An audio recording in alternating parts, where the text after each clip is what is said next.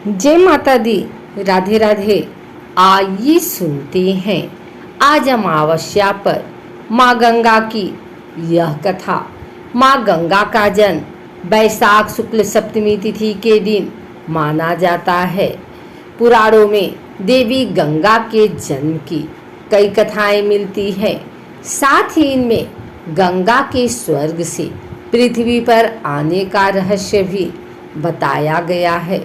यही नहीं, देवी गंगा के मनुष्य रूप में प्रेम की भी अत्यंत रोचक कथा मिलती है, जो यह दर्शाती है कि गंगा की अविरल धार न केवल तन मन को पवित्र करती है, बल्कि यह प्रेम का संचार भी करती है।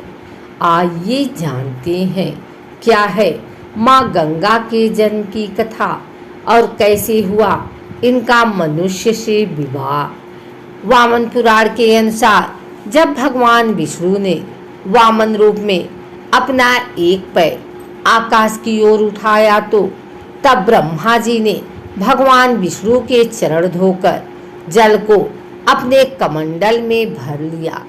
इस जल के तेज से ब्रह्मा जी के कमंडल में गंगा का जन्म हुआ।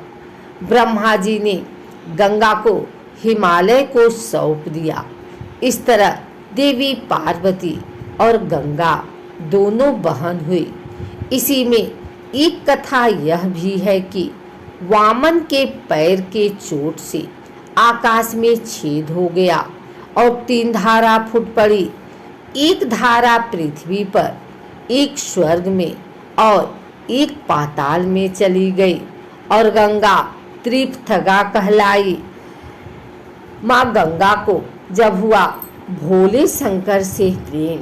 शिव पुराण में ऐसी कथा मिलती है कि गंगा भी देवी पार्वती की तरह भगवान शिव को पति रूप में पाना चाहती थी। देवी पार्वती नहीं चाहती थी कि गंगा उनकी सौतन बने।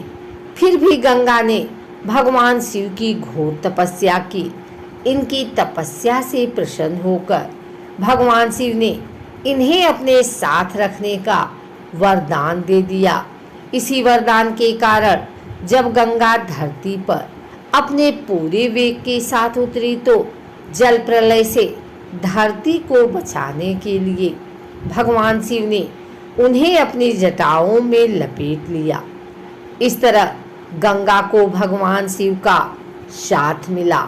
मराठी लोक कथाओं में भी इसी तरह की कुछ बातें मिलती है। यह गंगा को भगवान शिव की दूसरी पत्नी बताया जाता है। पार्वती गंगा को परेशान करती है, जिसकी शिकायत गंगा भगवान शिव से करती हैं। पार्वती के कोप से गंगा की रक्षा के लिए भगवान शिव उन्हें अपने जटाओं में छुपा लेते हैं। गंगा के जन्म और नदी रूप में प्रकट होने की जिस तरह अनेकों कहानियां हैं, उसी प्रकार इनके मानव रूप में प्रेम की भी कई कथाएं हैं। ब्रह्मा जी के श्राप के कारण गंगा नदी रूप में धरती पर आई और दूसरी ओर महाभीष को हस्तिनापुर के राजा शांतनु के रूप में जन्म लेना पड़ा।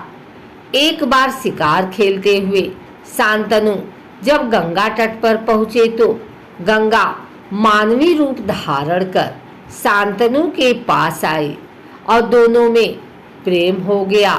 शांतनु और गंगा की 8 संतानें हुई, जिनमें 7 को गंगा ने अपने हाथों से जल समाधि दे दी और 8वीं संतान के रूप में देवव्रत भीष्म का जन्म हुआ। लेकिन देवव्रत को गंगा जल समाधि नहीं दे पाई।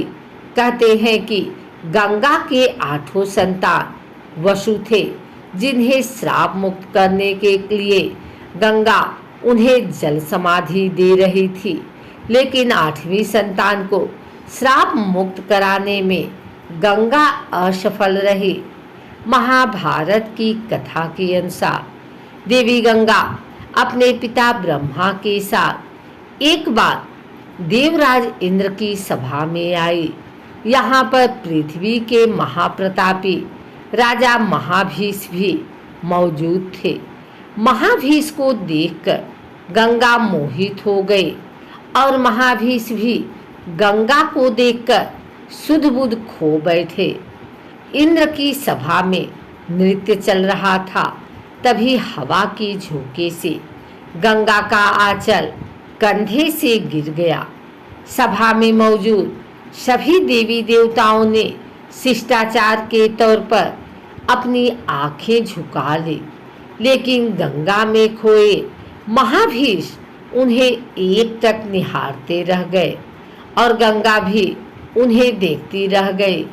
क्रोधित होकर ब्रह्मा जी ने श्राप दिया कि आप दोनों लोग लाज और मर्यादा को भूल गए हैं, इसलिए आपको धरती पर जाना होगा और आप दोनों एक दूसरे को पसंद करते हैं, इसलिए वही आपका मिलन होगा। अगर आपको हमारी वीडियो अच्छी लगी हो तो इसे लाइक करें, कमेंट करें, शेयर करें। हमारे चैनल को सब्सक्राइब करके बिल नोटिफिकेशन ऑल पर सेट कर लें ताकि आगे आने वाली वीडियो सबसे पहले आप तक पहुंच सके। धन्यवाद।